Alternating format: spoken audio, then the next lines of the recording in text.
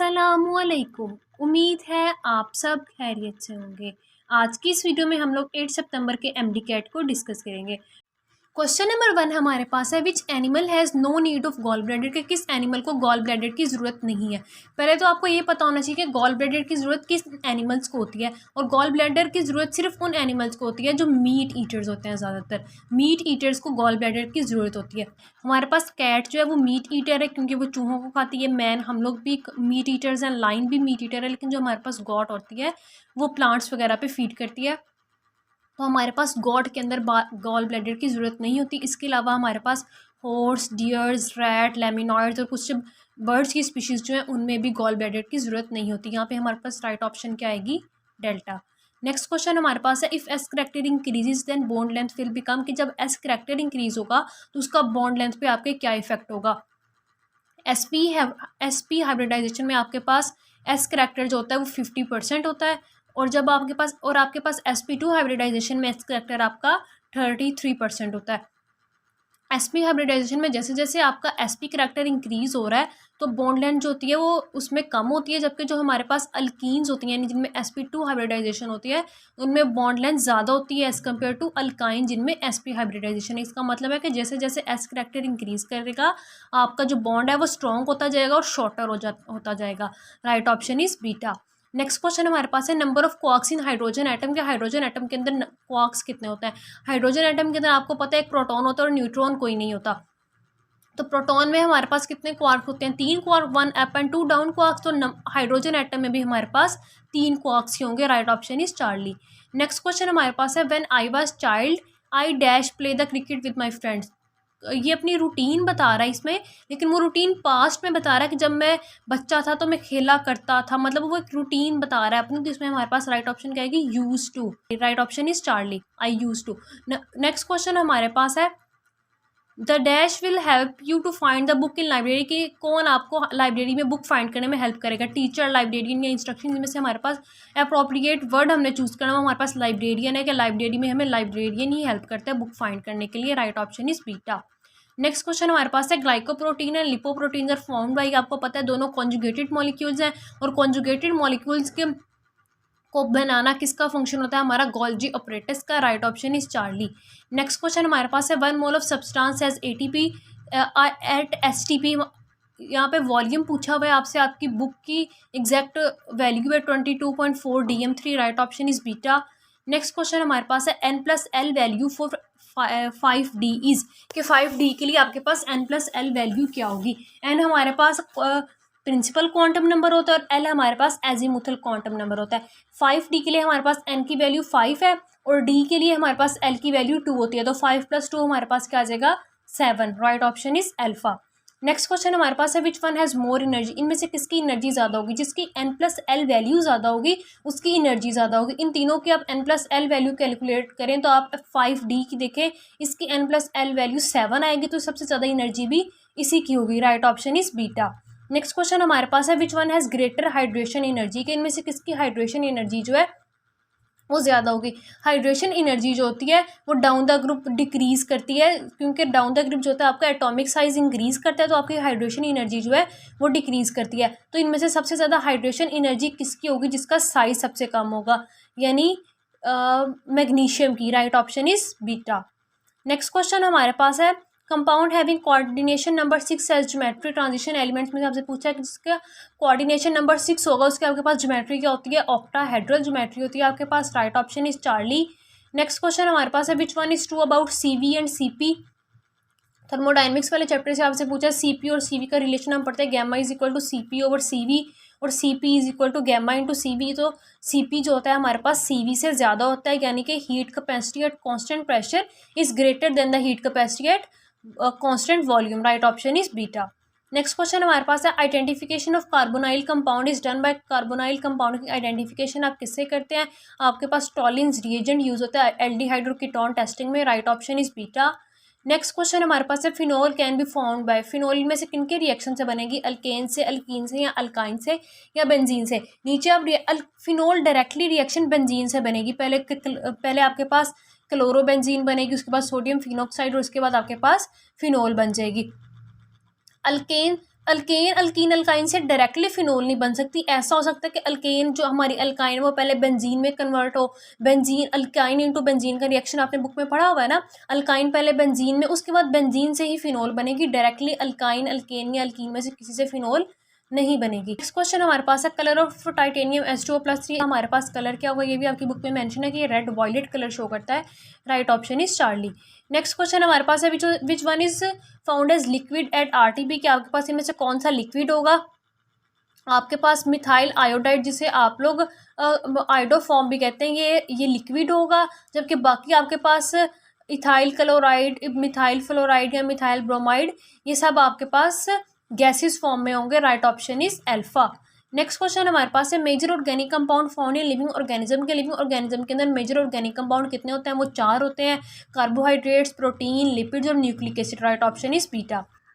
Next question हमारे पास है एक्सरेज आर प्रोड्यूस्ड बाय। कि एक्सरे में से कौन सा एटम जो वो प्रोड्यूस करेगा। एक्सरे आपको पता है कि हैवी एटम जो प्रोड्यूस होती है, इनमें से हमारे पास हैवी एटम सिर्फ कॉपर है। कॉपर में हमारे पास इनर शेल ट्रांजिशन से एक्सरेज प्रोड्यूस होंगी। Right option is delta.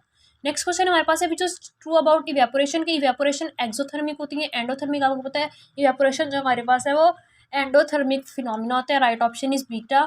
Next question हमारे पास है गैमा फॉर पोलीएटॉमिक गैस। पोलीएटॉमिक गैस के लिए उसकी वैल्यू, गैस के लिए हमारे पास गैमा की वैल्यू 1.66 होती है। डायटॉमिक गैस के लिए हमारे पास 1.4 और ट्राइटॉमिक गैस के लिए हमारे पास 1.29 होती है। यहाँ पर राइट ऑप्शन आएगी। नेक्स्ट क्वेश्चन हमारे पास है which one required no medium. की किसको मीडियम की जरूरत नहीं होती है। आपको पता है कि वेव्स आपके पास 2 तरह की होती है, मैकेनिकल वेव और इलेक्ट्रोमैग्नेटिक वेव। जो आपके पास मैकेनिकल वेव्स होती हैं उनको मीडियम की ज़रूरत होती है। जो आपके पास इलेक्ट्रोमैग्नेटिक वेव्स होती हैं उनको मीडियम की ज़रूरत नहीं होती। X rays, gamma rays, beta rays, ये तीनों हमारे पास इलेक्ट्रोमैग्नेटिक वेव्स हैं, इनको मीडियम की ज़रूरत नहीं होती। Right option is delta.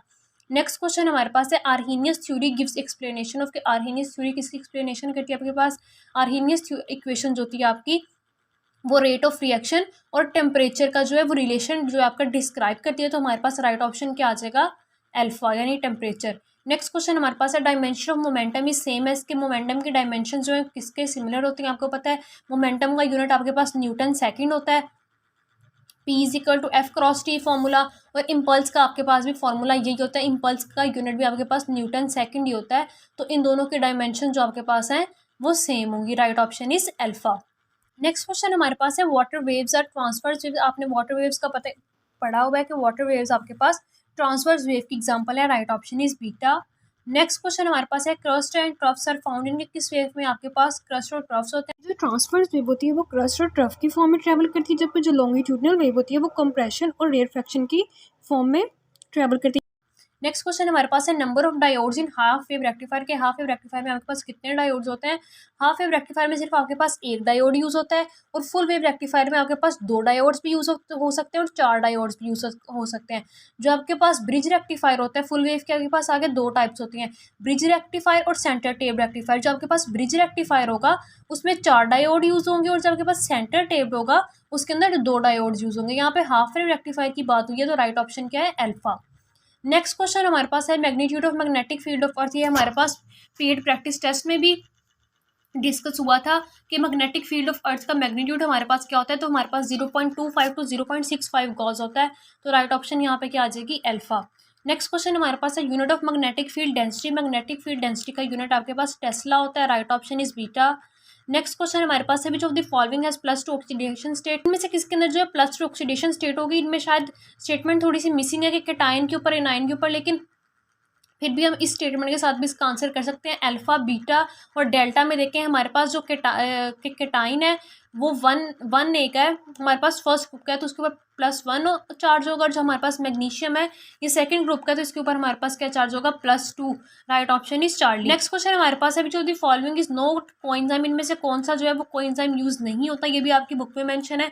Vitamin B जो होता है आपके पास कोएंजाइम के तौर पर यूज होता है, जबकि सी जो होता है आपके पास एज अ को फैक्टर यूज होता है कोएंजाइम नहीं। नेक्स्ट क्वेश्चन हमारे पास है envelope of bacteria does not include. आपके बैक्टीरिया को जो इन्वेलप होता है उसमें सेल वॉल, कैप्सूल और स्लाइम इंक्लूड होता है, सेल मेम्ब्रेन इंक्लूड नहीं होती। Right option is beta.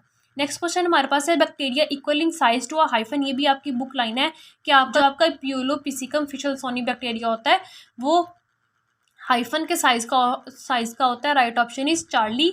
Next question हमारे पास है structure if loss cast death of bacteria. ये भी रिपीट हो चुका है कि किस स्ट्रक्चर को अगर और डैमेज हो तो बैक्टीरिया की डेथ हो जाती है, वो हमारे पास सेल मेम्ब्रेन होती है। Right option is beta. Next question हमारे पास है बेक्लाइट इज पॉलीमर ऑफ, ये भी आपके बुक में मेंशन है, फिनोल और फॉर्मेल्डिहाइड के रिएक्शन से हमारे पास बेक्लाइट बनता है। Right option is alpha. Next question हमारे पास है salt of carboxylic acid can be converted back to acid by adding. Carboxylic acid का जब आप बेस के साथ रिएक्शन करवाते हैं तो आपके पास सॉल्ट बन जाता है। अगर आप उसी सॉल्ट को फिर से कार्बोक्सिलिक एसिड में कन्वर्ट करना चाहें तो आप उसकी हाइड्रोलिसिस करवा देंगे तो दोबारा कार्बोक्सिलिक एसिड बन जाएगा। राइट ऑप्शन हमारे पास क्या आ जाएगी? अल्फा। नेक्स्ट क्वेश्चन हमारे पास है द वर्ड वैका इज वैका आपके पास लेटिन वर्ड है जिसका मतलब काओ होता है। Right option is beta. Next question हमारे पास है मोस्ट स्वीट इन टेस्ट, इनमें से सबसे ज़्यादा स्वीट टेस्ट किसका होता है? मोनोसेक्राइड्स का होता है। Right option is alpha. Next question हमारे पास है lower members in electrochemical series. Electrochemical series में आपको पता है जो हमारे पास ऊपर एलिमेंट्स होते हैं वो एज अ एनोड रिएक्ट करते हैं, जो नीचे होते हैं वो एज अ कैथोड रिएक्ट करते हैं। ऊपर वाले एलिमेंट जो होते हैं वो उन पे ऑक्सीडेशन होती है, जो नीचे वाले होते हैं उन पे रिडक्शन होती है। तो हमारे पास राइट ऑप्शन क्या होगी?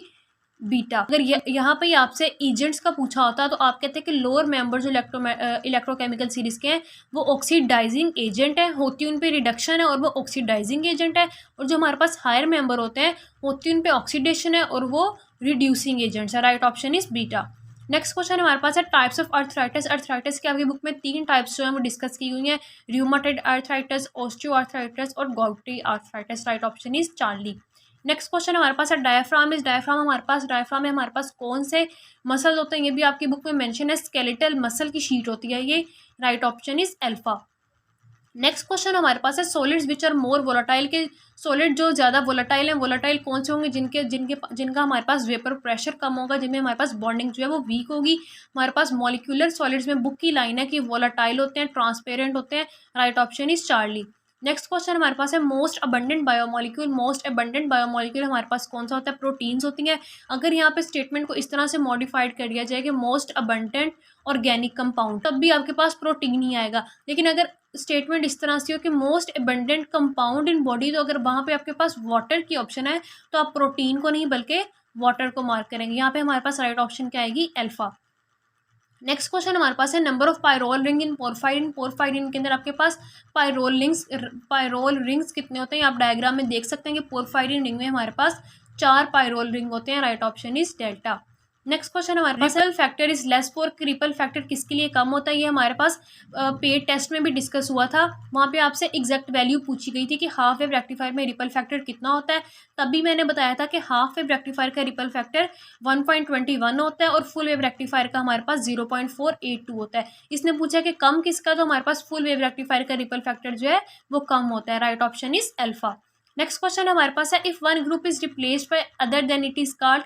ऐसे रिएक्शन को हम लोग सब्स्टिट्यूशन रिएक्शन कहते हैं। जैसे आपके पास अल्काइल हैलाइड से अल्कोहल में जब कन्वर्जन होगी तो आपका जो Cl ग्रुप है वो OH ग्रुप से रिप्लेस होगा, तो हम लोग क्या कहेंगे कि सब्स्टिट्यूशन रिएक्शन है। Right option is Charlie. Next question हमारे पास है when solid is converted to liquid. जब सॉलिड लिक्विड में कन्वर्ट होगा तो उस रिएक्शन को हम लोग क्या कहते हैं?